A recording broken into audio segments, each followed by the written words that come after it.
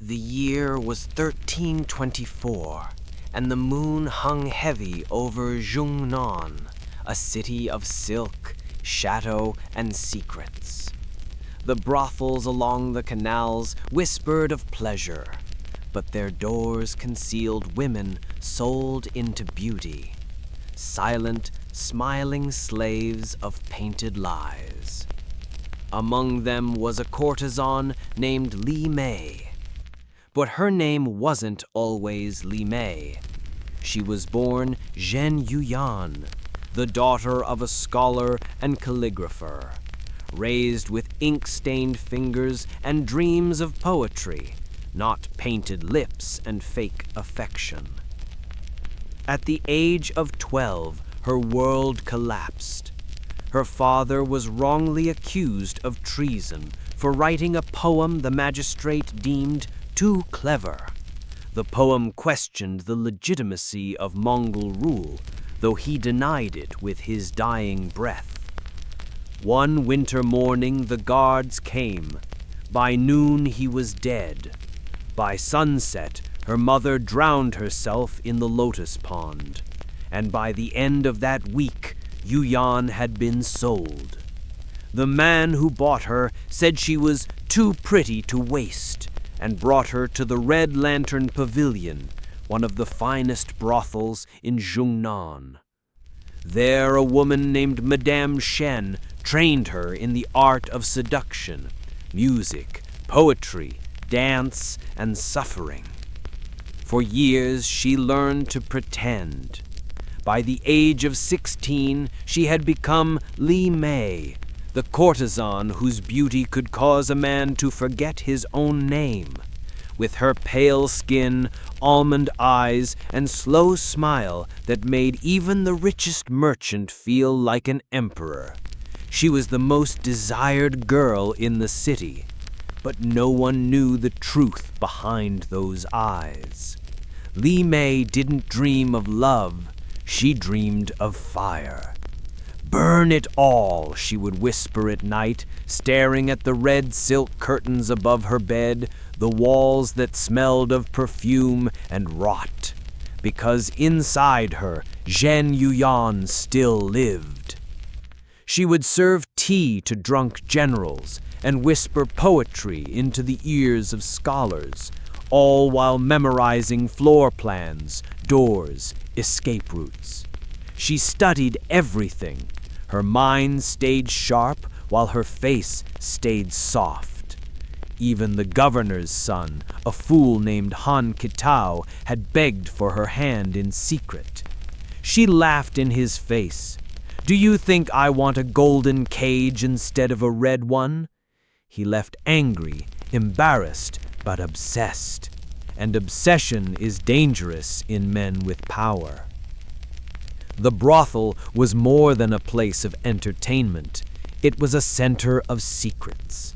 Ministers, merchants, and spies all passed through the Red Lantern Pavilion. Li Mei heard things, many things.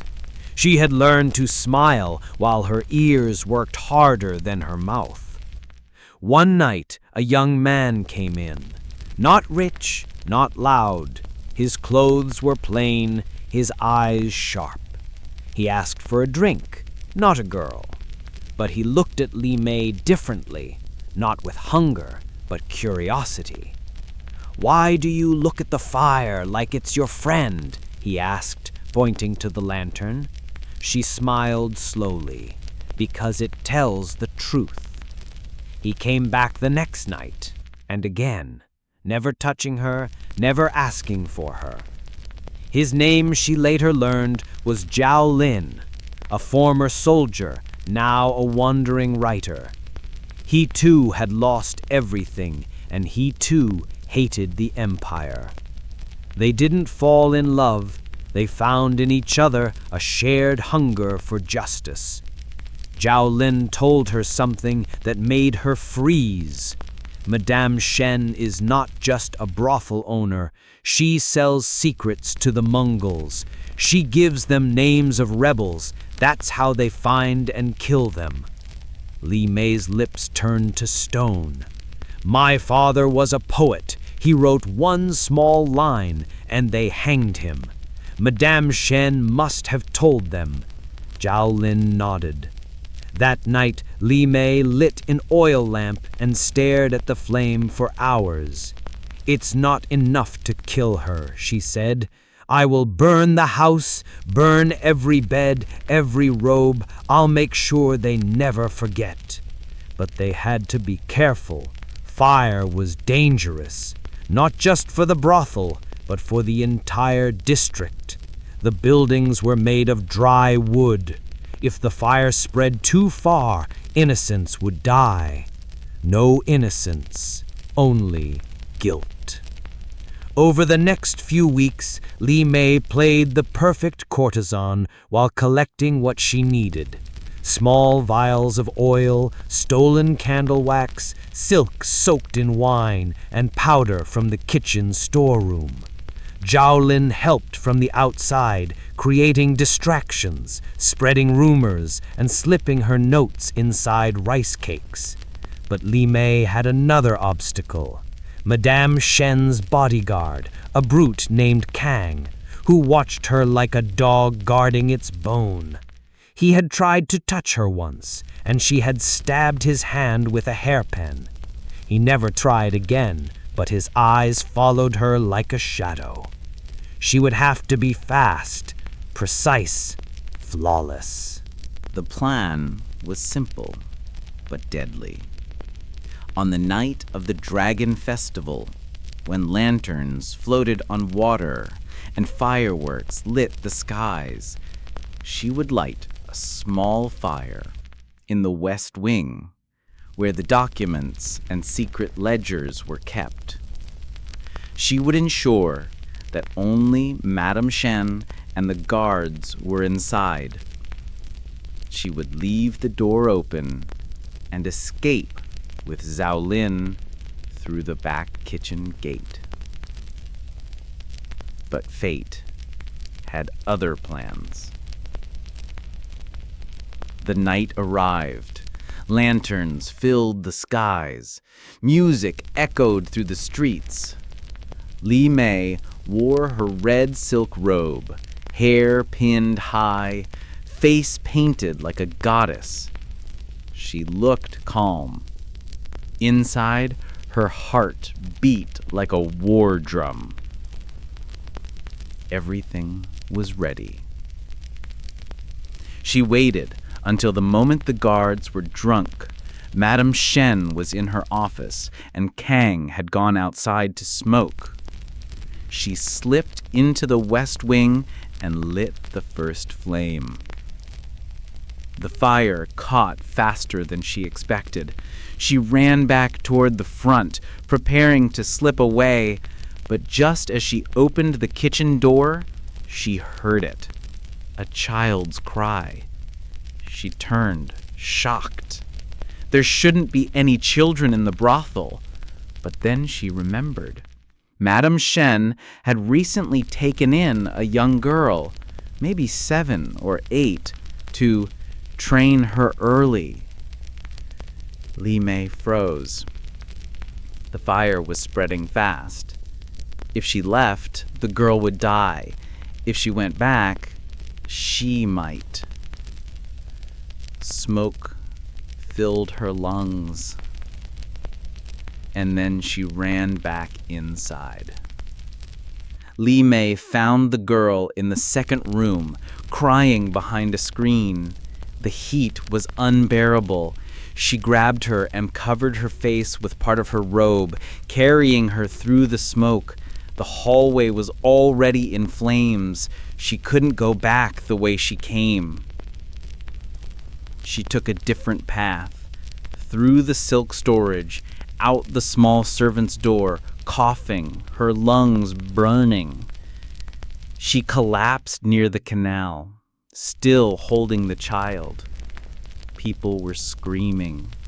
The brothel burned like a red dragon, flames lighting the sky. Zhao Lin found her minutes later, eyes wide with fear. "You came back," he said, helping her stand. I had to, she whispered. She's just a child. The fire destroyed the west wing of the Red Lantern Pavilion. Miraculously, most people escaped, though Madame Shen was badly burned and later disappeared from Jiangnan. Rumors spread that Li Mei had caused the fire. Others claimed she saved everyone. Some believed she had died. But the truth was stranger. Zhao Lin took her and the child away that night, disappearing into the countryside. They lived under different names. She never worked as a courtesan again. Instead, she taught the girl to read, to write poetry, and to be free. Years later, a local legend would speak of a woman in red who burned her prison, saved a child, and vanished into the mist. But her real name was Zhen Yu Yan, the girl who almost burned down her brothel and nearly lit a revolution. Fire in her eyes, chains on her feet. The flames inside Yue Ling's heart burned brighter with each passing day. She woke up every morning before the sun. Her duties began even before her feet touched the cold stone floor. She had to paint her face, press flowers into her hair, and wear clothes chosen by Madame Hui, not for comfort, but to please powerful men. Each layer of silk felt like a rope tightening around her soul. Yue Ling had become the most desired courtesan in all of Pingzhang. Poets wrote about her eyes, generals fought over her smile, and rich merchants offered gold just to sit in her presence. But she was not free. She was a prisoner in a golden cage. Even worse, her fame became a curse. Madame Hui no longer saw her as a person, but as property. Yue Ling was not allowed to leave the house without permission. She could not turn down a guest, no matter how cruel or disrespectful. She had no say in her future, no power to shape her life.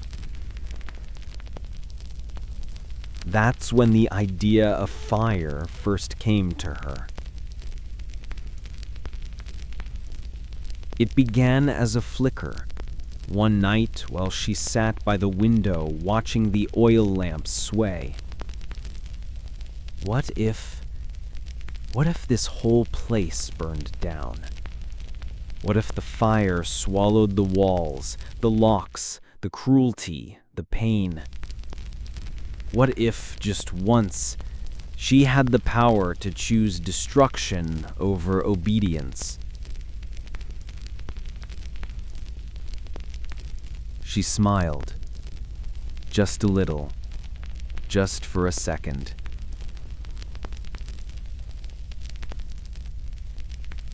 There was one place in the brothel where no men were allowed. The back courtyard where the servants cooked meals and washed linens. It was a place filled with heat, steam, and the scent of spices. Yue Ling often found excuses to go there. That's where she met Mei Lan, a quiet girl who worked in the laundry room. Mei Lan was younger, maybe 15. Her hands were always wet and raw from scrubbing clothes, but she had a sharp mind and eyes that missed nothing. You shouldn't come here, Melon whispered one afternoon, glancing around. If Madame Hui sees you speaking with us, she'll punish you. I don't care, Yue Ling replied. I need to breathe, just for a moment. Melon wiped her hands on her apron. You hate it here, don't you? Yue Ling didn't answer at first, then softly, every single breath I take in this place tastes like a lie. They stood in silence, the sounds of boiling water and chopping vegetables around them. Then, Melon leaned closer. If you want to leave, there might be a way. Over the next few weeks, Yue Ling and Melon met in secret. Melon told her about the storeroom where oil was kept, about the thin walls that led to the guest rooms, and the firewood that was stacked too close to the sleeping quarters. She even stole matches from the kitchen, one by one, so no one would notice.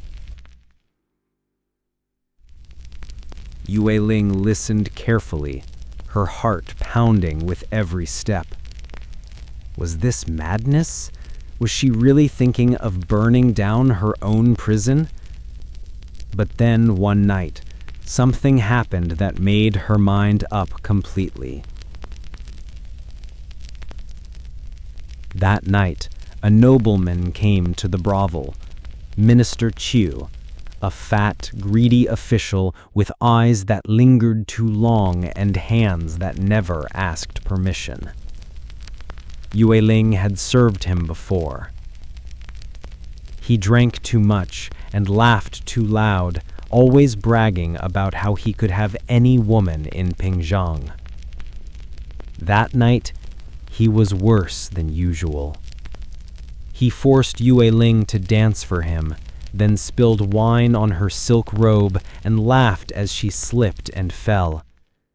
When she didn't smile at his joke, he grabbed her by the wrist so hard that she cried out in pain.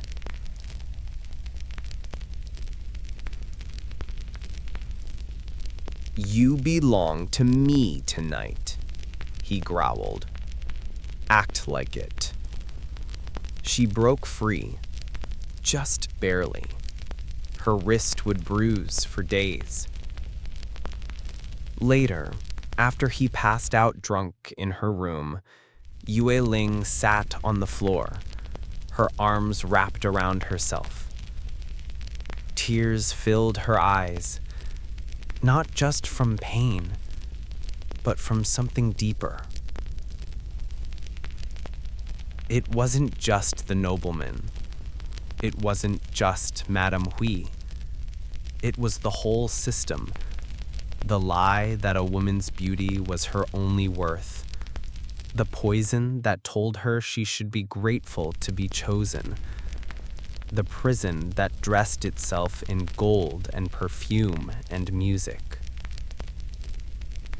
That night, Yue Ling made a choice. She would burn the brothel down. It was the second full moon of spring. Most of the men were drunk. The air smelled of wine, roasted duck, and lotus oil. Madame Hui had thrown a grand party for a visiting magistrate. Yue Ling slipped away during the music. She was wearing a red robe, embroidered with phoenixes. Her hair was pinned with gold. No one stopped her as she walked toward the kitchen. She smiled at Melon on the way. Melon gave her a silent nod. The storeroom was dark and warm. The oil jars sat quietly in the corner, unaware of what was about to happen. Yue Ling moved quickly, pouring the oil in a line along the back hallway, where the wooden beams were driest. Her hands shook, but her heart was steady. She lit the match.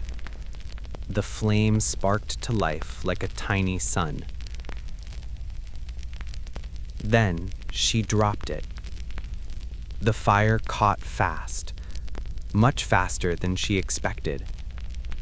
The hallway lit up in seconds. Flames ran like snakes across the floor, crawling up the walls and licking the ceiling.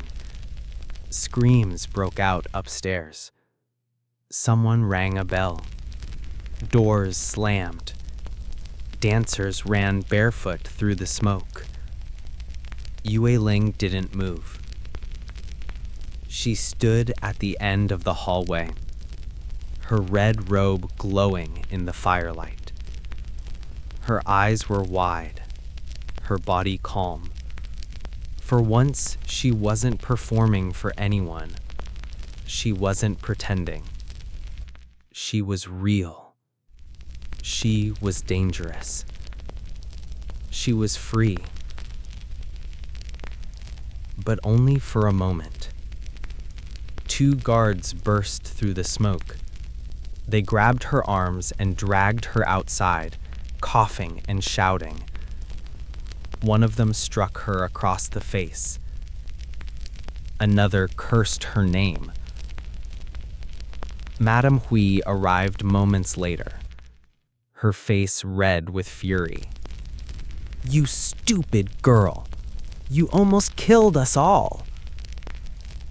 Yue Ling didn't speak. Her mouth was bleeding. Her lip was split. But she smiled. They didn't kill her. That would have been too easy. Instead, Madame Hui had her locked in a stone room beneath the brothel. No windows, no light. Just rats and silence. They beat her once a day, just enough to keep her weak. "You'll never see the sun again," Madame Hui told her. "You will rot here, Yue Ling. You think you're special? You're nothing. Just another pretty face." Yue Ling stayed silent. In the darkness, she thought of the flames. She remembered the moment the fire caught. That rush of heat. That flash of power. She closed her eyes and whispered to herself, "I almost did it." And almost, in her world, was enough to start something bigger than anyone could see. But the story didn't end there. The fire had damaged much of the brothel. Guests were injured. The magistrate's robe caught fire. It became a scandal in Pingzhong. People began to whisper, "Did you hear? Yue Ling tried to burn the place down. Why would a courtesan do that? Maybe she was tired of being owned. Maybe she wanted to be free." In the tea houses, scholars debated her name. In the alleys, girls repeated her story in secret. Even some of the other courtesans, locked in their own lives, felt a strange pride. Yue Ling, locked in the dark, had no idea. But the fire had already spread, this time in the minds of women who had never dreamed of rebellion. The fire that didn't burn left behind a silence that felt heavier than smoke. Yunlan sat by the edge of the dried lotus pond in the ruined courtyard of the brothel. The once vibrant crimson pavilion was now shuttered, guarded, and watched from every corner. The fire she had nearly started hadn't taken the building, but it had burned something deeper, the illusion of obedience. She was no longer a courtesan, not truly. The madam had stripped her of her title, her silk robes, and her golden hairpin. Other girls had stopped talking to her out of fear. Customers no longer asked for her. She had become a ghost within the place she once ruled like a queen. And yet something inside Yunlan had changed forever. Madame Rue was furious, but also careful. She could not afford to punish Yunlan publicly. After all, several high-ranking officials had been caught in the middle of the chaos, including Minister Gao's nephew. Too many whispers had reached the ears of the court. Burning down a brothel was one thing. Trying to burn down one while important men were inside was another. But neither could Madame Rue let Yunlan go free, so she kept her prisoner in velvet chains. "You'll never see the light beyond those doors," Madame Rue said coldly one night. "And if you try again, next time it won't be fire. It will be silence, forever." Yunlan smiled at her. "I would rather die in silence than sing songs for pigs." It was just before the spring festival when he returned. The young scholar, Chen Yu, dressed in plain robes with ink stains on his sleeves, came back to the brothel, not as a customer, but as a visitor with purpose. He asked for Yunlan. "No," Madame Rue snapped, "she's not available." But when she turned her back, one of the younger courtesans whispered to him where Yunlan could be found. At the edge of the ruined courtyard, under the bare willow trees. He found her sitting alone, sketching something with coal on old rice paper. She didn't look up when he approached. "You came back," she said softly. "I never really left," he replied. They sat in silence for a while. The courtyard was cold, the wind sharp. "Do you know what they said about you?" he asked gently. "That I tried to burn the brothel down. Yes, that you're mad, dangerous." She chuckled. "They said that long before the fire." He looked at her face, calmer now, but hollowed by months of isolation. "Yunlan, I wrote about you." That made her pause. "What do you mean?" "I wrote your story, not the story they tell in the brothel, but the truth about what courtesans endure, about what you did, why you did it. I left it in the library of the Southern Academy, and now it is being copied, quietly, read in secret." "You told my story?" He nodded. "I didn't use your name, but they will know." Her eyes filled with something between fear and wonder. "You must stop," she said. "You'll get yourself killed." But his eyes only lit brighter. "Then I'll die telling the truth." What neither of them knew was that a copy of Chen Yu's writings had already reached the court. One of the emperor's concubines, a former courtesan herself, read it in secret and wept. She had never told anyone about her own past, about the night she was sold into a brothel before being gifted to the palace. Reading Yunlan's story cracked something inside her that had been frozen for years. Soon word spread in shadows and whispers.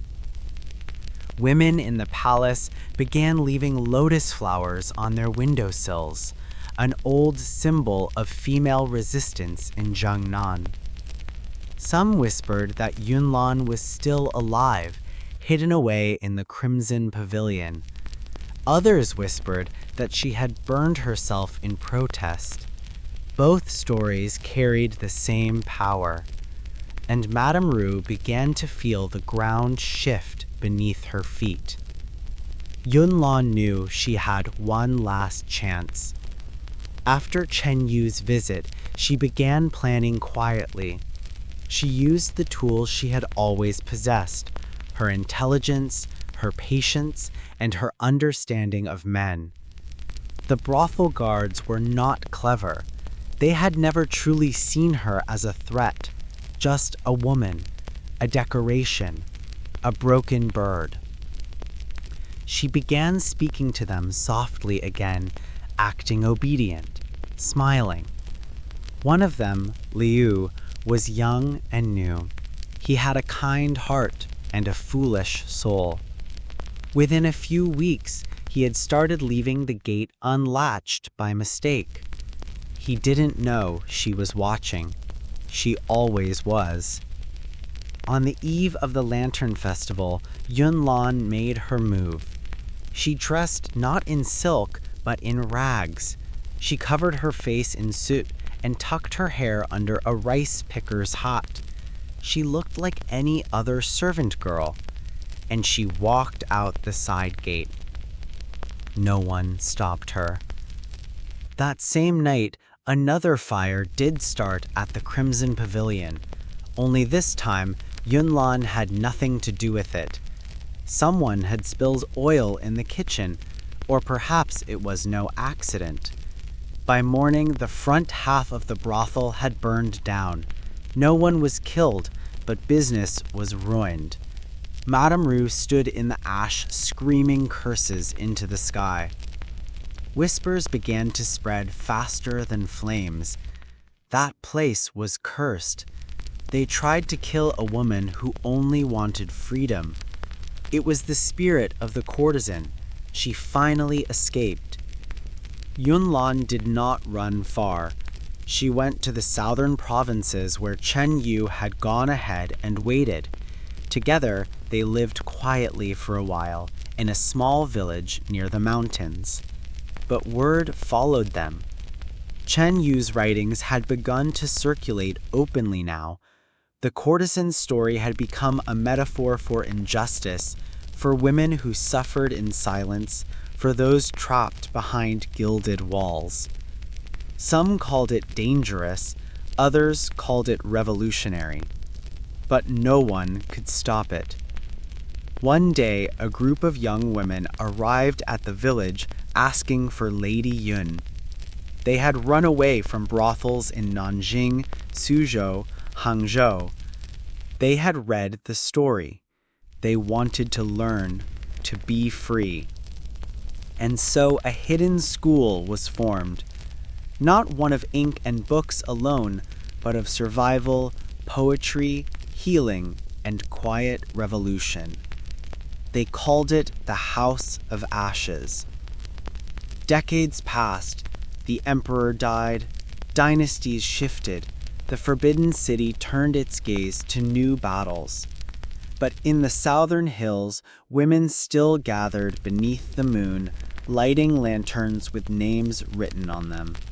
Names of mothers, sisters, and courtesans. Lanterns that floated into the sky like sparks of memory. And among them, Yunlan watched in silence. She never forgot the fire she never lit. But more importantly, she remembered what had risen from the ashes. Story 2. The Brothel with No Customers. A true tale from 1325.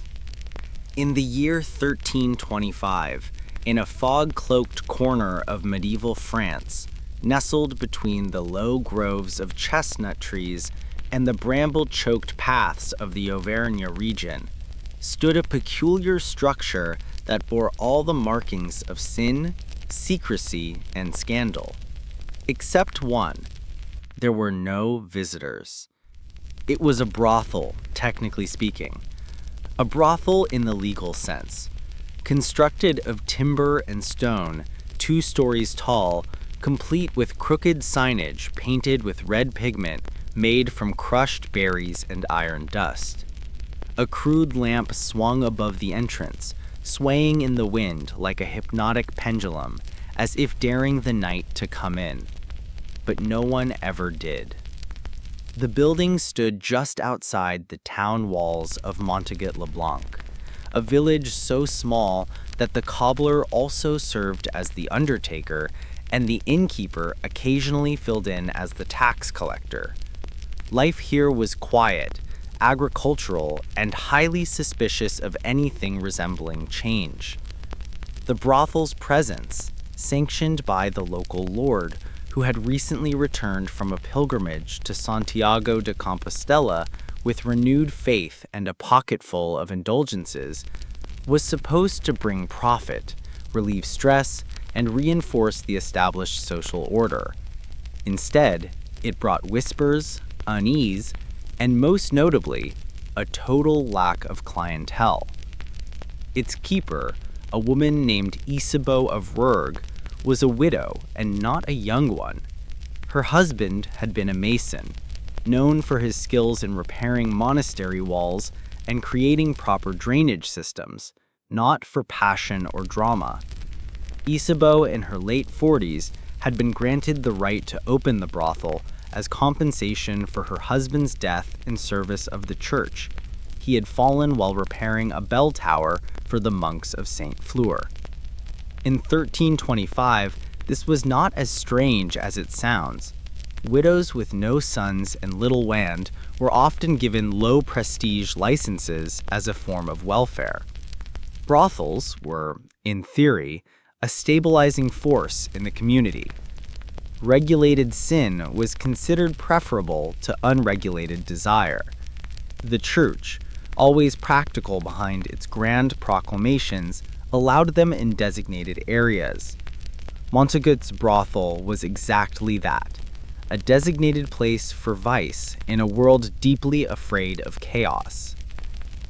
Isabeau moved into the brothel with 2 younger women, both of them orphans from the plague years who had grown up in convents but lacked the temperament for silent obedience.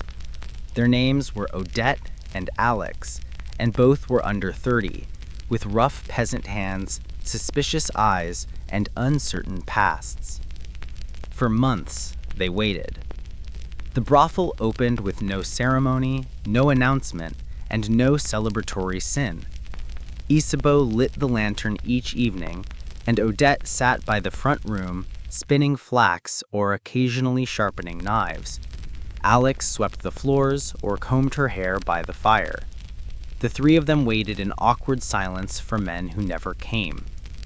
The townspeople, farmers, herders, bakers, millers, stayed away, not out of morality or fear of God, but something far more local and difficult to shake: reputation. Montauget was not a big town. Its men worked in the fields from sunrise to dusk and returned home to modest, tightly knit families where a woman's wrath could last decades. A visit to the brothel meant being seen, and being seen meant being remembered. And in Montauget, nothing was ever forgotten. In time, the brothel earned a nickname: La Maison Silencieuse, the quiet house.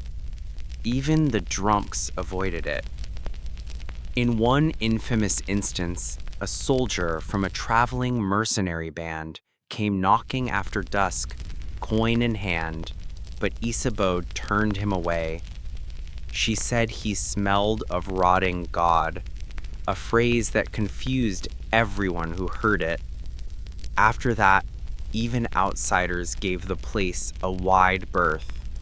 The brothel was becoming less a place of pleasure and more a part of Montaigu's quiet mythology, like the talking cat seen only by shepherds, or the ghost monk that haunted the bakery ovens.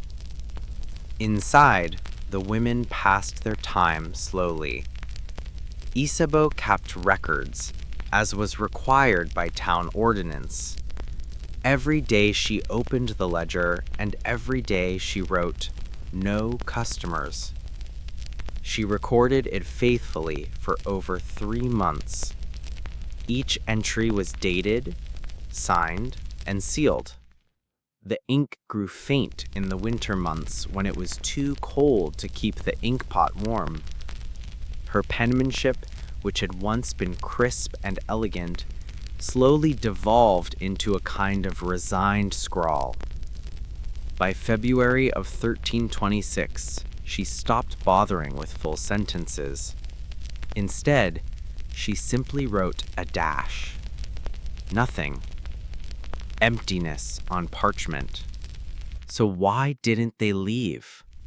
Why didn't Isabeau, Odette, and Alex simply pack their things and return to Rouergue, or go north to Limoges, where people were more curious and less devout? There were rumors, of course. Some said they had found something in the walls of the brothel. Others whispered about cult practices or secret sorcery. There was no evidence of either. The real reason, perhaps, was something much less dramatic. They were waiting for legitimacy.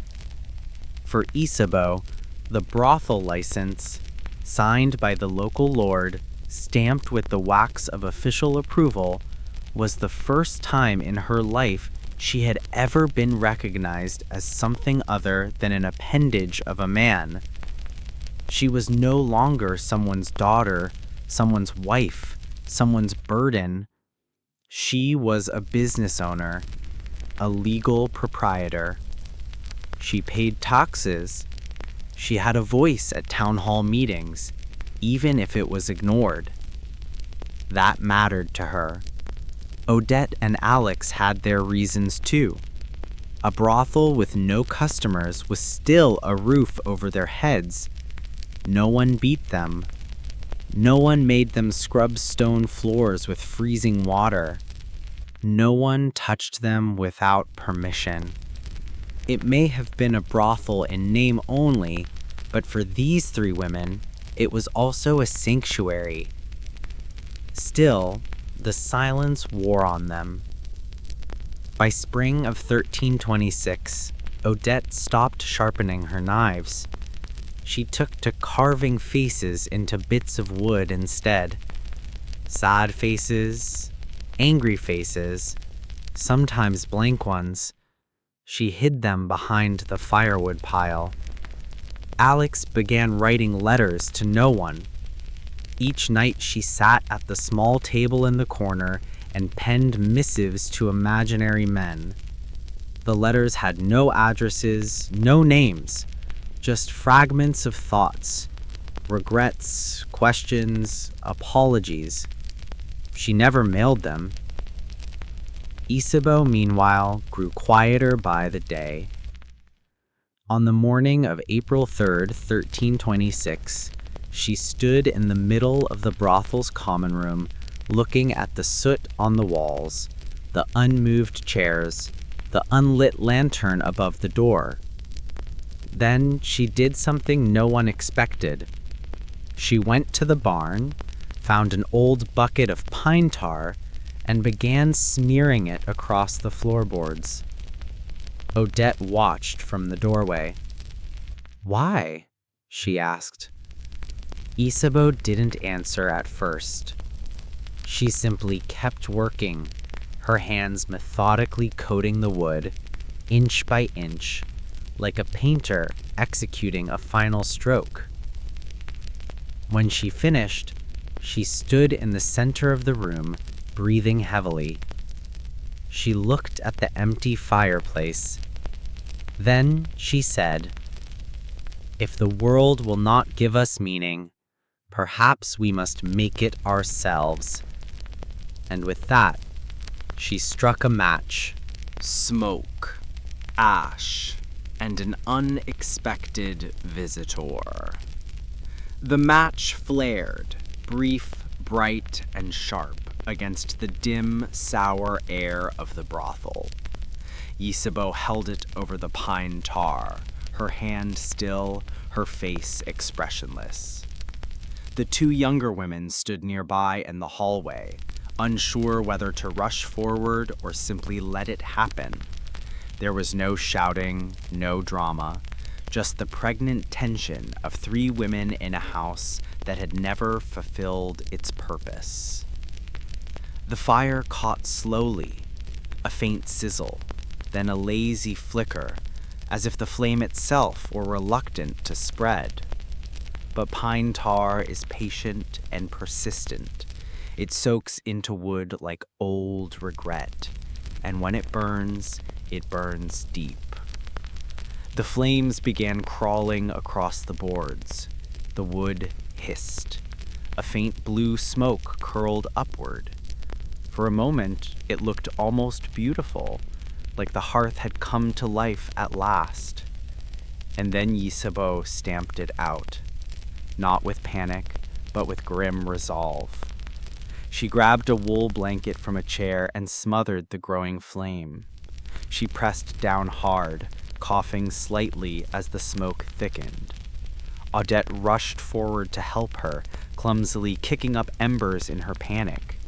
Alex stood frozen by the doorframe, her lips parted in quiet disbelief. They managed to stop the fire before it reached the walls. The pine tar left an ugly black smear across the floor, a wound that reeked of smoke and failure. No one spoke for a long time. Finally, Odette said, "Why did you stop?" Ysabeau sat on the edge of a stool, still catching her breath. Her hands were black with soot, her eyes rimmed with tears, not from emotion, but from smoke. "I didn't want to burn it," she said, voice hoarse. "I just wanted to see if I could." The fire was never reported. There had been no real damage. In Montaigu-les-Blancs, you could burn your own barn or your own chair or your own bread, and no one would ask questions unless it smelled like witchcraft or taxes. But something changed after that day. Not immediately. The brothel remained silent. The lantern was lit each night, as usual, though with less care. Odette and Alex kept to themselves. Ysabeau spent more time in the attic, where she said the air was thinner, closer to heaven. She said it dryly, not piously. But the village started whispering again. One of the local children, a skinny boy who herded goats and lied for fun, told the baker's wife that he'd seen flames inside the brothel. "The whole floor lit up," he claimed. "I saw it from the hedge." The baker's wife told her cousin, who was married to the miller, who had once delivered sacks of grain near the brothel, and always suspected it was cursed. Soon enough, the rumor mill was turning like a windmill in a storm. "Witches," said one man. "Madness," said another. The priest, a lean and aging man named Father Gilhem, took a personal interest. He'd never paid the brothel much attention before. As far as he was concerned, it existed in a legal and moral gray area, sanctioned, taxed, but distasteful. But fire, especially unexplained fire, was different. He came to visit on the 3rd Sunday after Easter. Ysabeau greeted him at the door. She didn't smile, but she didn't refuse him either. He stepped inside like a man entering a cave, cautious, squinting, aware that the darkness might hold judgment or revelation. He smelled the soot immediately. "Something burned," he said. "Yes," Ysabeau said. "We were careless with the hearth. It's cleaned now." He nodded, accepting the half-truth with the weariness of a man who had spent decades hearing worse lies from better people. They sat in the common room, where the blackened boards were still visible underfoot. Father Guillaume stared at them. "You've had no customers," he said. "No. Not a single one?" "Not in the way you mean," Ysabeau replied. The priest looked up sharply. "And what way is that?" She didn't answer. Instead, she poured him a small cup of cider. Poor stuff, sour with age. He took it out of politeness and didn't drink. The conversation meandered. The priest asked about the younger women. Isabeau said they were well. He asked about her ledger. She showed it to him, blank entries stretching back a year. Finally, he asked the question he'd been avoiding. "Do you believe this house is afflicted?" Isabeau tilted her head. "Do you mean haunted?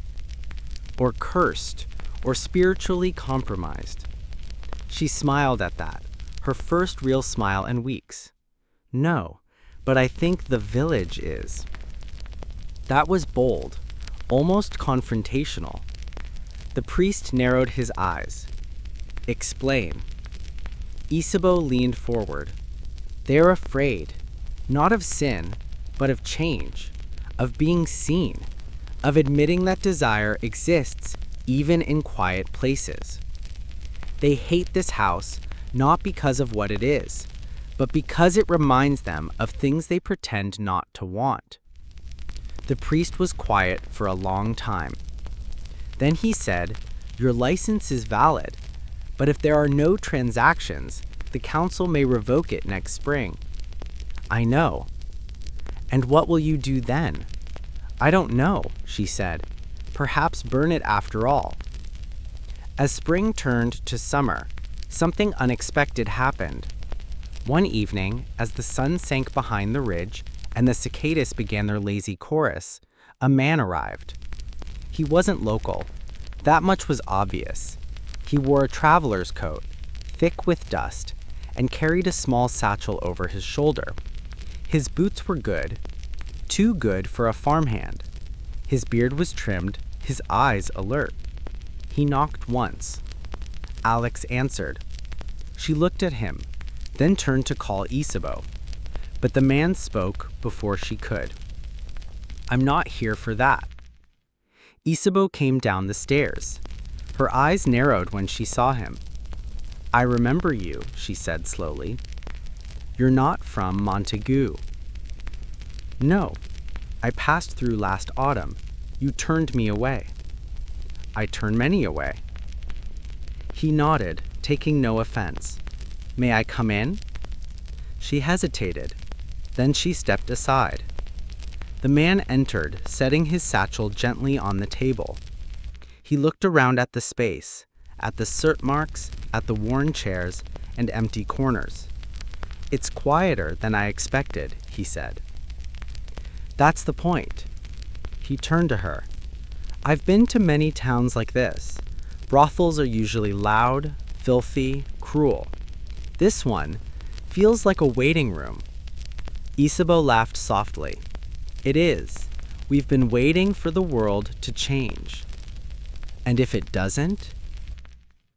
"Then we change ourselves." He studied her for a moment. "I'm a scribe," he said, finally. "I copy records, contracts, wills, sometimes poems. I've come from Claremont. I have no wife, no children, no land. But I heard a story about this place. A brothel with no customers. I wanted to see it for myself." Isabeau said nothing. The man continued. "If you'll allow it, I'd like to stay for a while. I'll pay rent. I don't want anything else. I just want to write. This house has a kind of peace to it. A strange peace, but a real one." Alix and Odette came into the room silently, listening. Isabeau looked at him. She saw no hunger in his eyes, none of the usual calculation, just weariness and maybe a hint of hope. "You may stay," she said, "but no one here serves you. We are not your comfort. I understand." He took a seat by the window and opened his satchel. Inside were bundles of parchment, pots of ink, a small knife for sharpening quills. He began to write, humming softly. The brothel had its first resident, who wasn't waiting for flesh or forgiveness, but for stillness. And slowly, things began to shift. By midsummer, the brothel was no longer empty. Not crowded by any means, but no longer deserted. A traveling apothecary passed through and stayed the night, asking questions about herbs and midwifery. A washerwoman from the next village visited, seeking shelter from a violent husband. A wandering monk came to debate scripture and left a loaf of bread in thanks. None of them came for vice. None of them paid for anything but tea, warmth, and silence. Isabeau stopped lighting the red lantern. She replaced it with a white one. Odette began teaching local girls how to carve wood, small figurines, useful tools. Alix turned her fake letters into real ones. She wrote to widows, to orphans, to women she'd never met but felt she understood. And the scribe, whose name they finally learned was Martin, kept writing. He wrote down their stories, not in a way that revealed names or shamed them, but gently, as if capturing a breeze in a jar. He titled his journal, "The House of No Customers." By the end of 1326, Montaigu-le-Blanc had stopped whispering. The brothel was still feared by some, still mocked by others, but others began to call it something else, the listening house. It was no longer a brothel. It was something else now. Not quite a refuge, not quite a convent, something in between. A place that had been given a name, a function, and then reshaped itself when neither fit. A place that had survived simply by refusing to disappear. But even as this quiet evolution unfolded, one question remained. Why, of all places in 1325 France, did a brothel receive a license only to fail completely, unless it wasn't meant to succeed in the first place? The ledger without names. The cold of 1327 came early. By the first week of October, the trees in Montaigu-le-Blanc stood nearly bare, and frost crawled across the shutters like a creeping script. Fires crackled longer, bread was rationed with greater care, and the house at the edge of town, once called a brothel, later called a sanctuary, grew quieter still. The white lantern still hung by the door. It swayed gently in the wind, its oil burning low by evening, a beacon of something that few in the village had words for, an offer of warmth that demanded nothing in return. Inside, the three women and the scribe moved through their days with a routine shaped not by business or doctrine, but by stillness. Mornings were for tending the hearth, mending clothes, or for writing. Afternoons passed with occasional visitors, mostly women, sometimes travelers. Evenings, often silent, were occasionally broken by laughter or shared reading from Martin's slowly growing manuscript. He had filled 2 volumes already. Not fiction, not quite memoir. What Martin wrote was something else. The documentation of a house that had refused to follow the rules of its category. He wrote about the smell of old pine smoke in the attic, the way Alex folded parchment when she was anxious, the tiny carved wooden faces Odette hid around the kitchen. And he wrote about Isabeau, though never by name. In his pages, she became the matron, a woman who had been offered a cage disguised as a crown, and instead repurposed the cage into a dwelling. Her story, once marked by widowhood and bureaucratic neglect, now threaded itself into something quieter and more complex. But history does not let the unlabeled stay unnamed forever. That winter, 2 men came from Riom, a larger city northeast of Montaigu-les-Blancs, wearing coats marked with the seal of the bishopric. They arrived on horseback, unannounced, bearing scrolls and serious expressions. They asked for Isabeau by name. Martin met them at the door. They refused to speak with him. When Isabeau appeared, older now, her hair streaked with silver, her hands always dusted with flour or ash, they unrolled the scrolls and read aloud. An audit order. Not a moral judgment, but a legal one.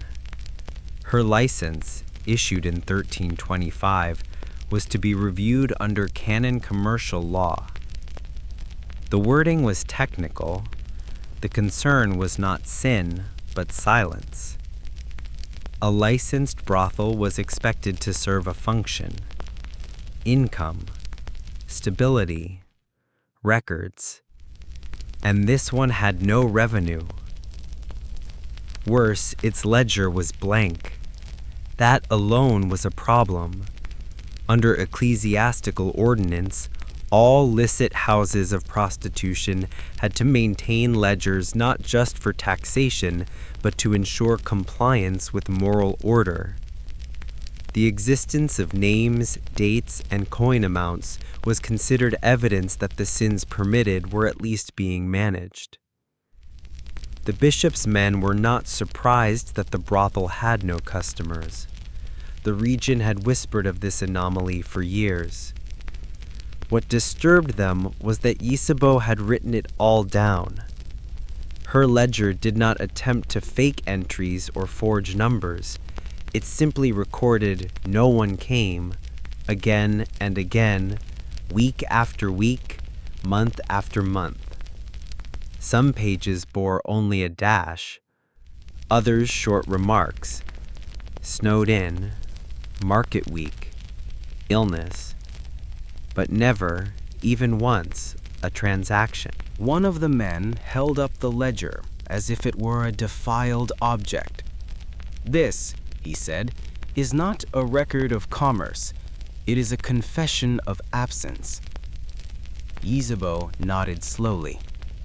"Yes," she said, "that's exactly what it is." They gave her 2 options: relinquish the license or face formal ecclesiastical hearing under charges of fraud by silence. Not fraud by sin, not for operating without virtue, but for operating without purpose. Isabeau asked for 3 days to consider. They allowed her 2. That evening, she sat by the fire with Martin. Odette carved another faceless doll.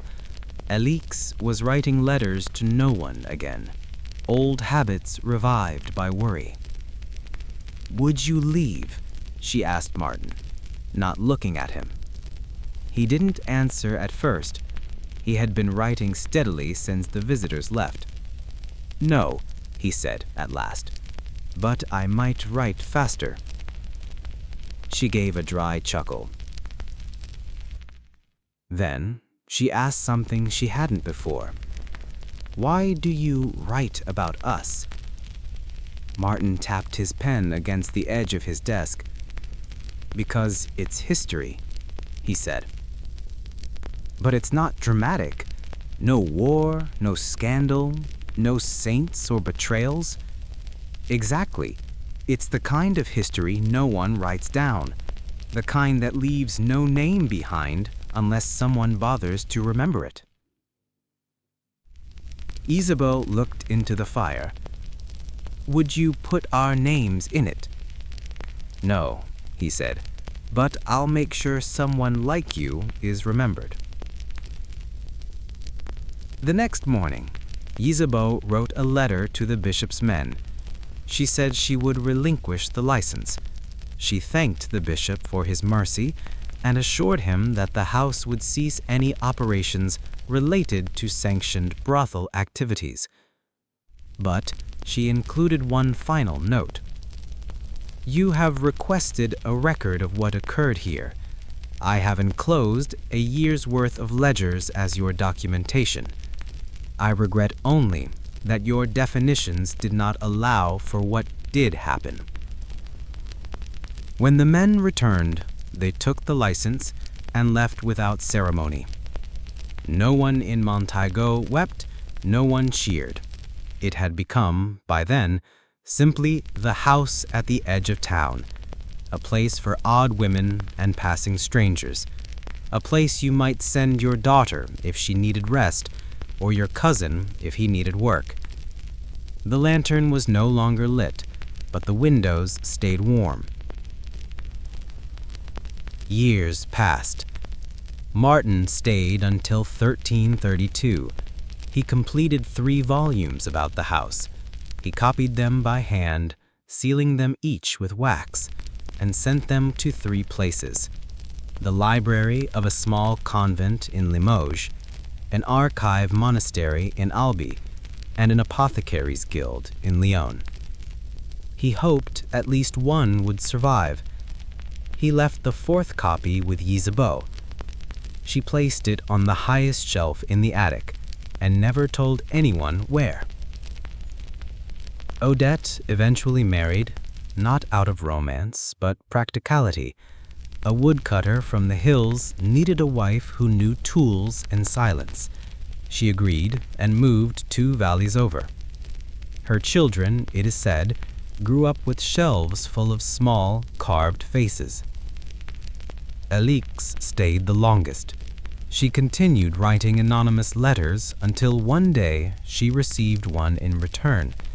It was signed only, "To the woman who understands regret." She never told anyone who it was from, or whether she replied. Isabeau died in the summer of 1335, in her sleep, with no illness or warning. She was 62. Alix found her at dawn, a faint smile still resting on her lips. She was buried behind the house, beneath a sycamore tree. Her tombstone bore no name, only 4 carved words. She wrote it down. The house remained for some years after. Eventually, it became known as La Maison Blanche, the White House, not for its color, but for the lantern, the silence, the women who chose stillness over commerce. It appeared on a few 14th century regional maps, usually marked as a resting station or way station.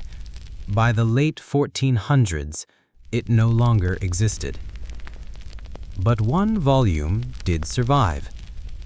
It was discovered in 1894 during renovations of an old Benedictine library in Albi, misfiled under legal records 14th century. It was found between a tract on water taxes and a manuscript of sermons on divine punishment. The volume had no title page, only an inscription.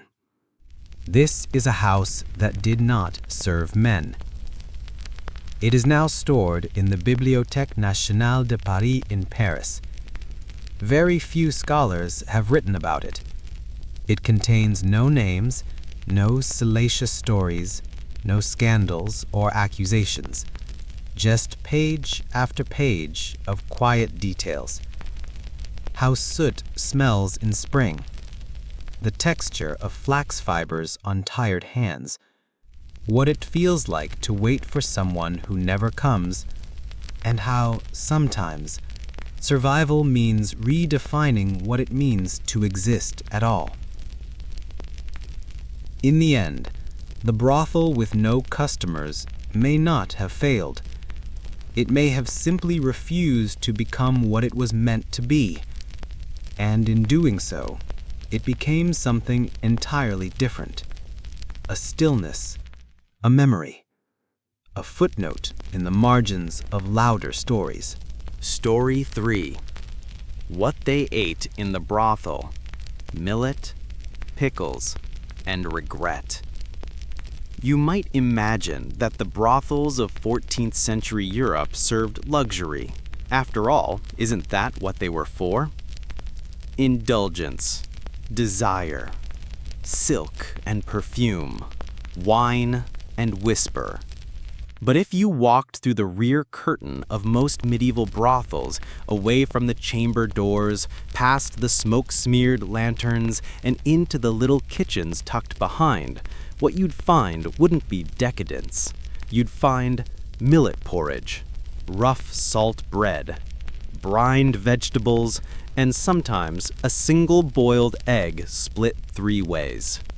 This story isn't about the front rooms. It's about what happened behind them.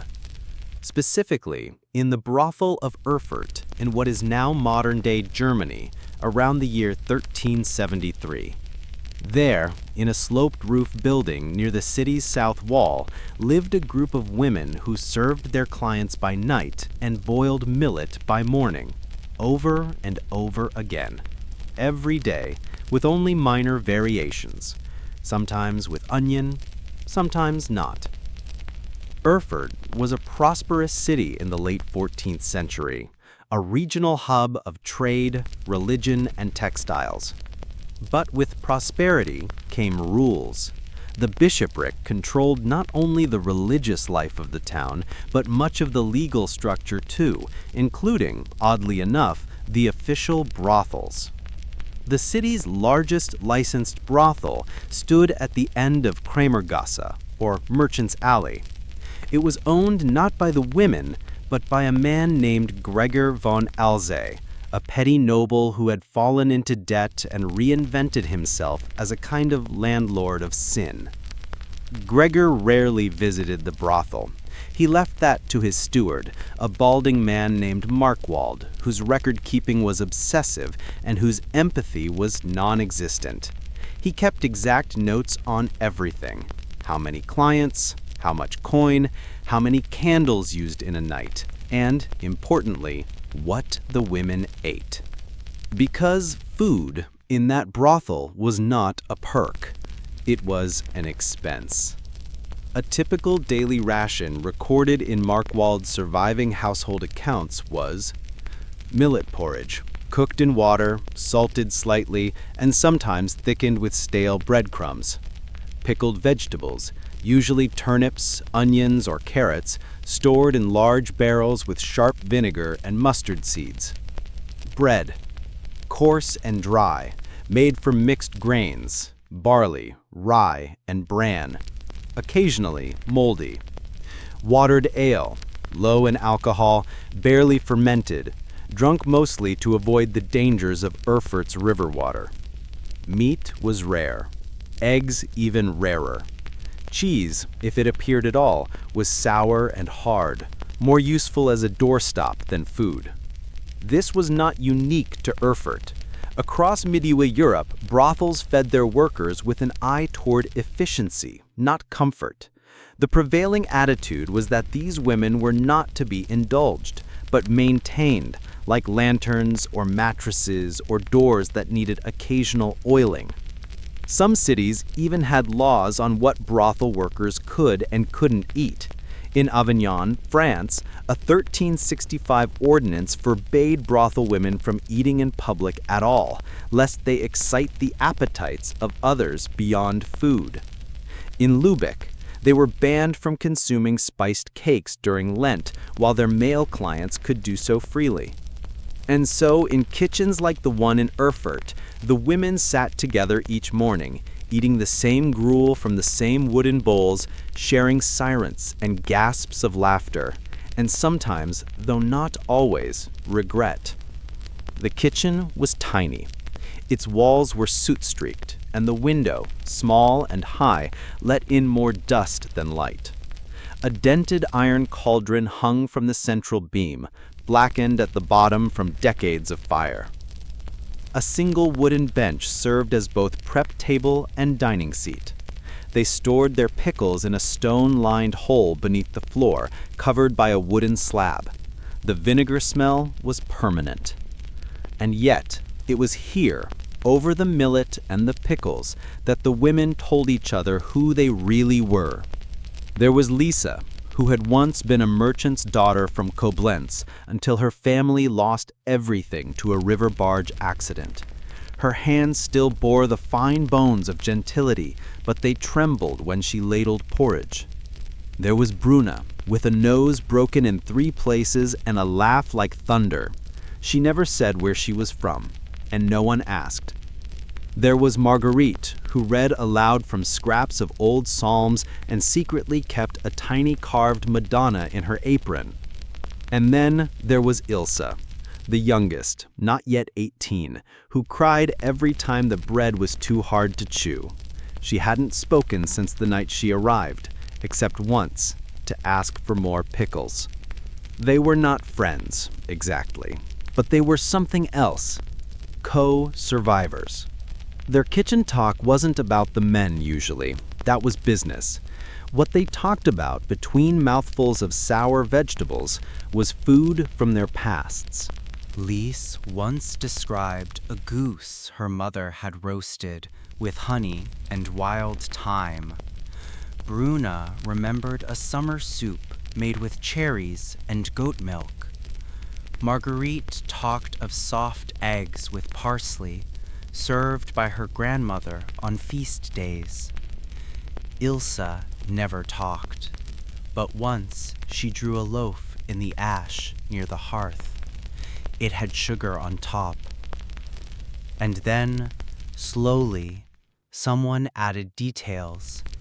A drawn pickle, a tiny drawn bowl. Their hunger turned to memory, and their memory to stories. In a place where flesh was currency, taste became escape. Why is any of this remembered? Because of Markwald's ledger. Despite his lack of compassion, he recorded everything. A full quarter of the surviving book, now stored in the Erfurt Stadtarchiv, is devoted to kitchen inventory and meal records. He documented not only what was bought and stored, but also when women refused to eat, when food was spoiled, and once when someone vomited from undercooked millet. But more than that, his margins, filled with cramped side notes, offer glimpses into a world we rarely see, what taste looks like when it's boiled and served. On February 3rd, 1373, he noted, Marguerite refused porridge, said it reminded her of the convent, left the room, returned only for pickled carrots, ate in silence.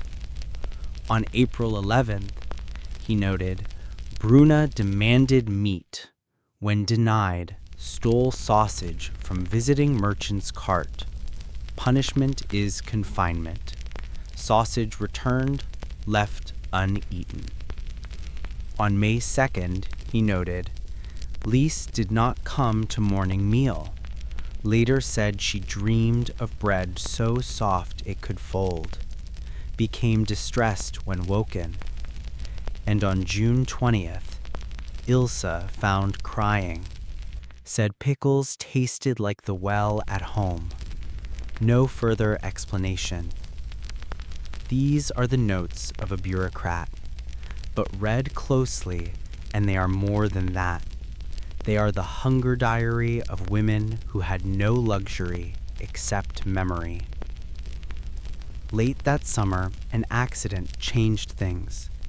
A barrel of vinegar, improperly sealed, tipped in the pickle cellar, flooding the stone pit and spoiling the entire store. For 3 days, the women ate millet with nothing else.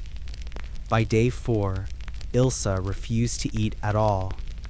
By day 5, Lise started breaking bread into the fire, pretending it was birds. By day 6, Bruna hurled a bowl against the kitchen wall, declaring that if she had to eat one more mouthful of wet gravel, she would set the place alight. And then, on June 20th, Marguerite offered to cook. No one had ever let the women cook. That was the cook's job, a thin, bitter woman named Doretta, who cooked like she was punishing someone. But Doretta had fallen ill that week, and the steward had no backup. So, Marguerite made soup. She used millet, of course. What else was there? But she added onion skins and crushed mustard seed. She boiled it for hours until it turned smooth. She toasted the bread until it was crisp enough to crunch, but soft enough to chew. She even steeped dried mint in warm water and served it as a drink. It was nothing by noble standards, but it was everything in that kitchen. Ilse ate again. Bruna lashed so hard she choked. Lise kissed the empty bowl. For the first time in months, the kitchen felt like a place, not a sentence. Regret does not always come from pain. Sometimes it comes from memory. The women didn't regret where they were exactly. They regretted the versions of themselves that had once eaten roast goose or cherry soup or sweetbread without wondering if it would be their last meal before being fined, touched, or forgotten. In the kitchens of medieval brothels, hunger was not only a bodily thing, it was a historical fact, a political condition, a slow erosion of softness. Later that year, Margaret left. The steward's ledger notes, Margaret departed, claimed a cousin offered position as kitchen girl in monastery, took small pot and bread knife. No complaints filed. No one replaced her. A new girl came 2 weeks later, mute and wild-eyed. They called her Red because of her hair. She didn't like millet, but she loved pickles. And so the kitchen continued. Same fire, same millet, same regret. But someone had carved a tiny loaf into the beam above the hearth. Soft bread, drawn in hope. The hunger between the sheets. You might think that the inner workings of a 14th century brothel, like the famous or perhaps infamous Golden Courtyard of Hangzhou, revolved solely around silk robes slipping from shoulders and whispers traded over moonlight. But that's a misunderstanding built on modern romanticism. The real gears that turned the brothel didn't clink with coins or moan with ecstasy. They rumbled with empty stomachs. Because in the brothel, hunger was constant, not just for intimacy or coin, but for nourishment, routine, and something that resembled stability. This is where we find ourselves now, not in the perfumed chambers or withering glances of patrons, but in the kitchen, a place hot with smoke, bitter with vinegar, and soaked in the greasy repetition of what the women of the brothel consumed every day. Let us begin with the millet. Millet, the foundation of brothel life. Millet was not glamorous. It was in fact the staple of the poor. It cooked quickly, required little seasoning, and filled the stomach like wet cement. In most brothels across the empire, certainly those outside the reach of the imperial court, millet was boiled each morning in great cauldrons, stirred with wooden paddles the size of a man's arm, and left to cool in chipped ceramic bowls. In the golden courtyard, the girls had a saying: hot millet in the morning means warm luck by night. It wasn't just superstition. A bowl of warm millet gave energy to perform, dancing, singing, or simply enduring. The madam, Old Wu, knew this well.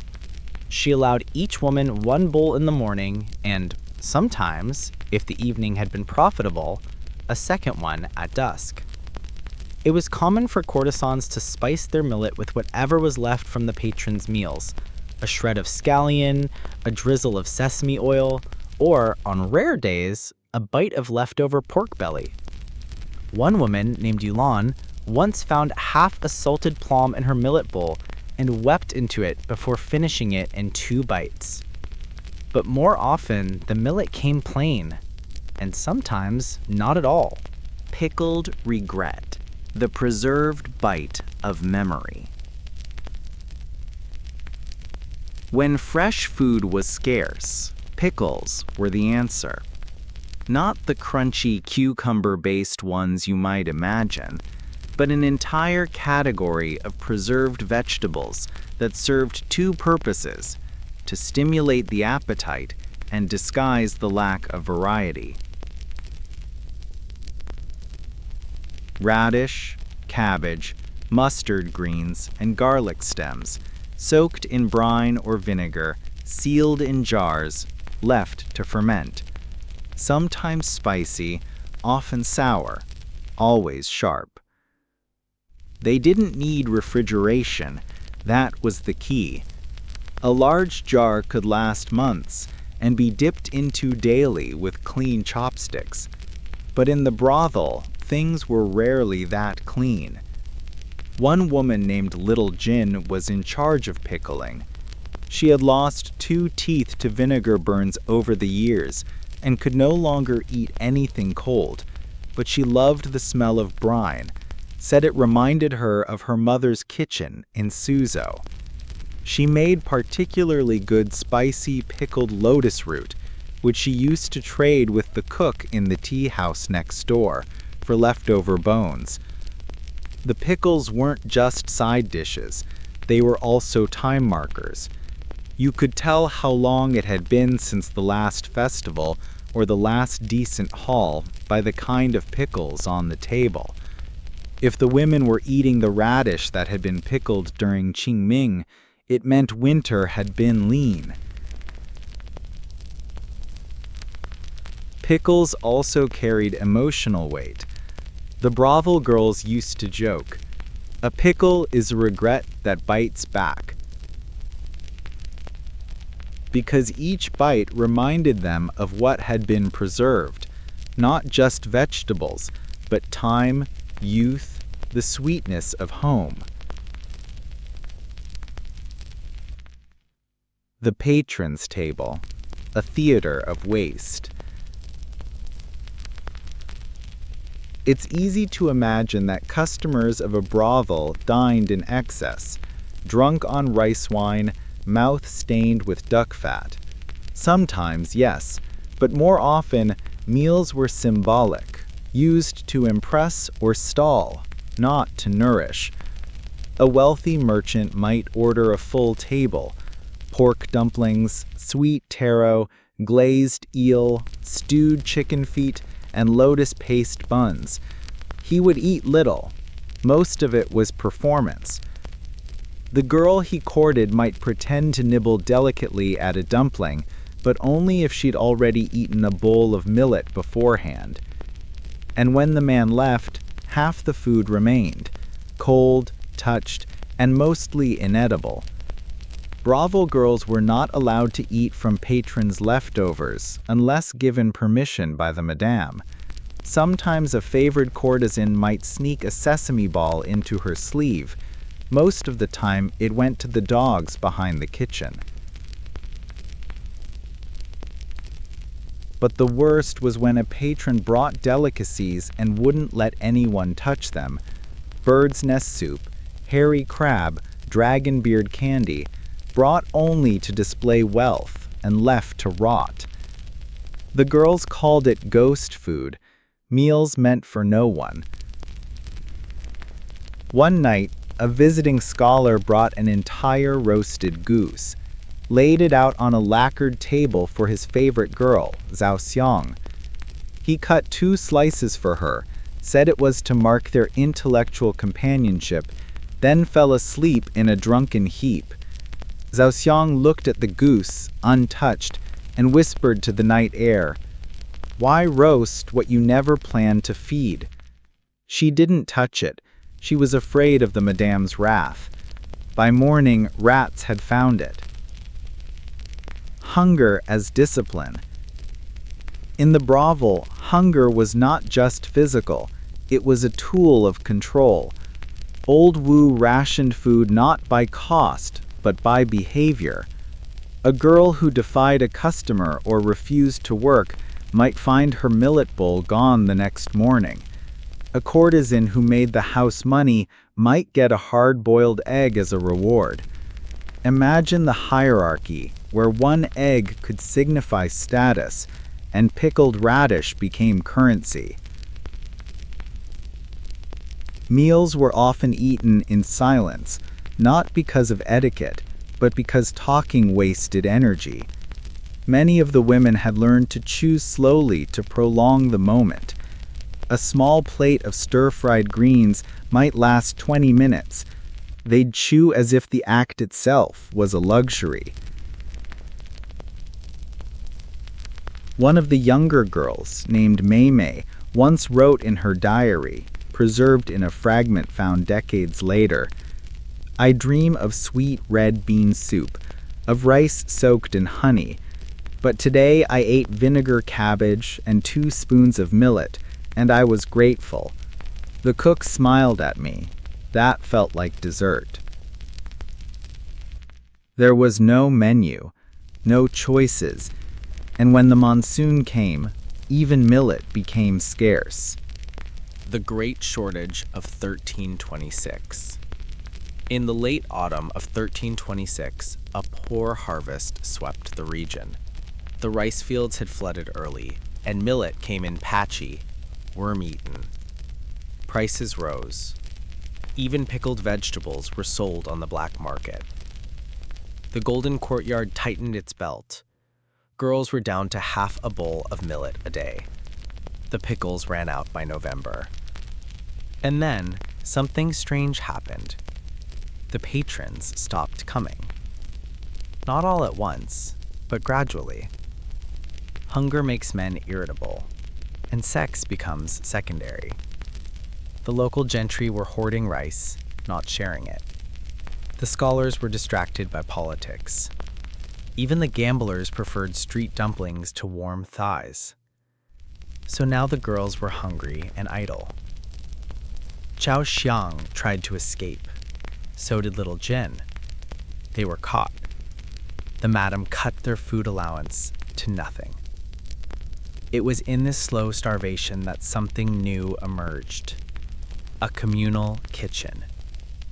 The girls began pooling what little they had.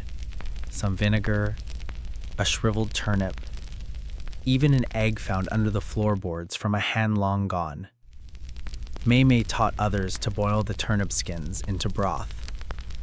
Yulan traded a scarf for 2 yams. They were surviving, not through the brothel system, but through their own. And hunger, once a means of control, became a form of quiet rebellion. At night, as their stomachs growled and the city grew colder, the women of the golden courtyard lay not in the arms of men, but side by side on shared bedding, dreaming of steamed buns and peanut oil, of tangerines and hot soup. They had become resourceful. They had become sisters. But how long could this quiet resistance last? Section 3. Bitter Aftertaste. The meals that outlasted the memories. You've followed them this far. The women, the kitchen boys, the merchants who overpaid for rice wine, the madam who ruled her dusty, paper-walled realm with pickled authority. By now, it's clear that food in the brothel was never just food. It was economy, hierarchy, culture, and punishment, all rolled into humble millet and salted radish. But even humble things rot. The decline of the House of Quiet Orchids.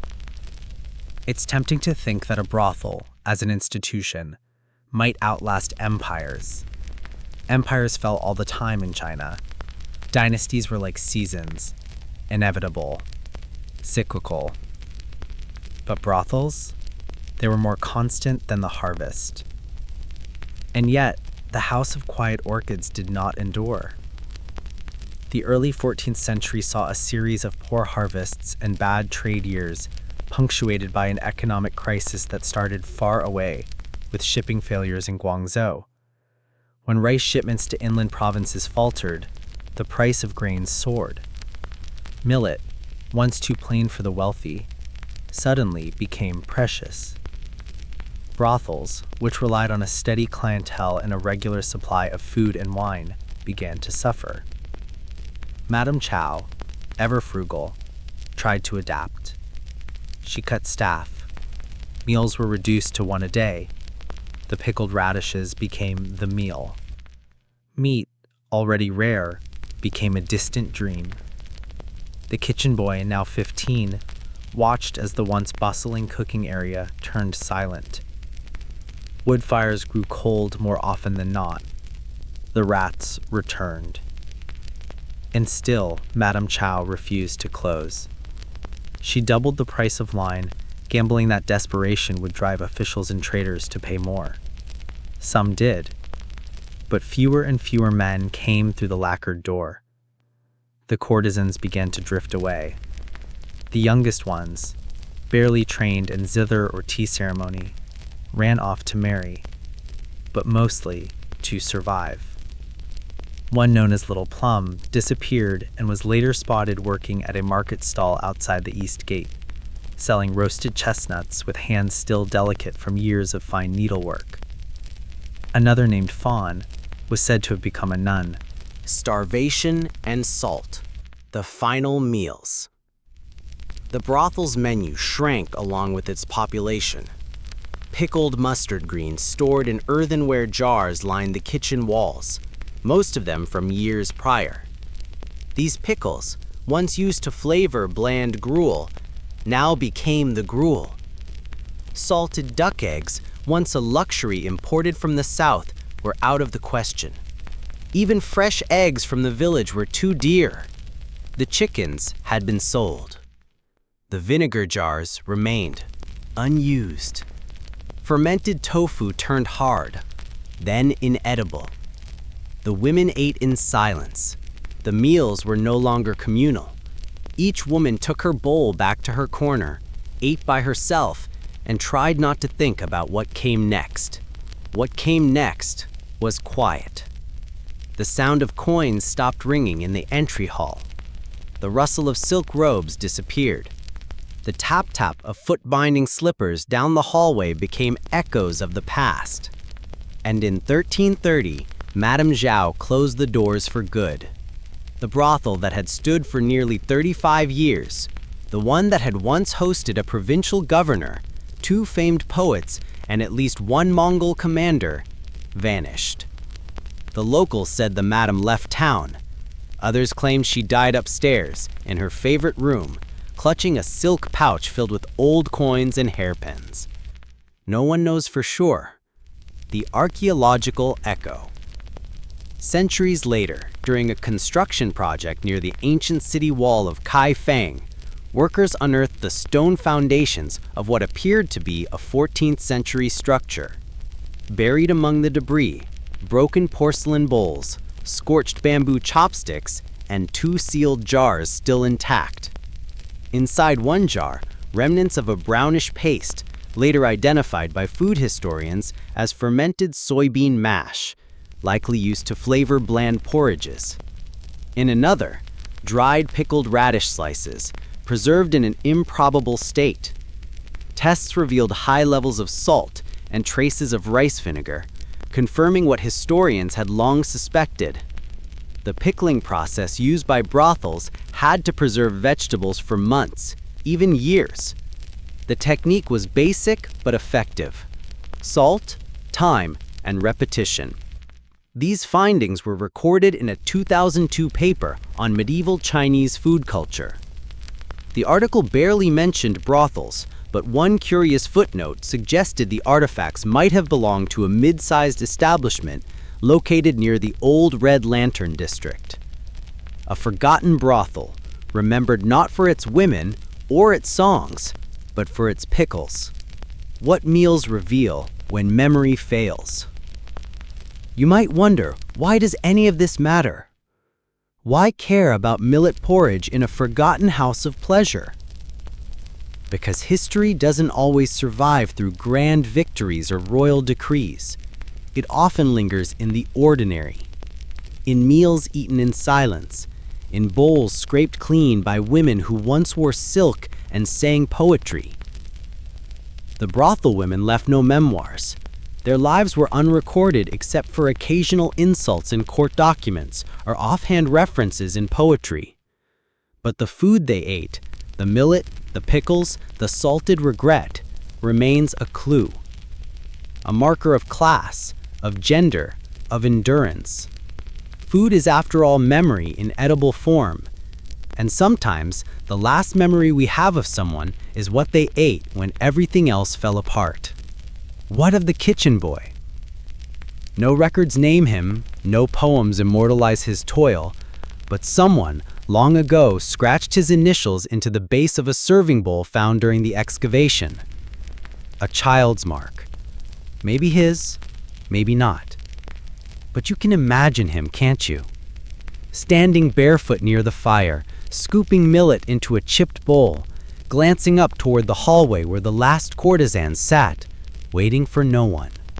He hands her the bowl. She nods. She eats.